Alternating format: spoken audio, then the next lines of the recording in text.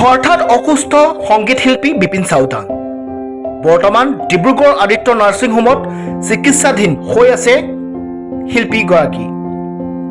শ্বাস প্ৰশ্বাসজনিত সমস্যাত আক্ৰান্ত হৈছে শিল্পীজন। ৰাজীৱ শদিয়াৰ আদ্যশ্ৰাদ্ধৰ পৰা উভতি অহাৰ পাছতে শাৰীৰিক অসুস্থতা সংগীত শিল্পী বিপিন চাওডাং বৰ্তমানো ডিব্ৰুগড় আদিত্য নাৰ্ছিং হোমত চিকিৎসাধীন।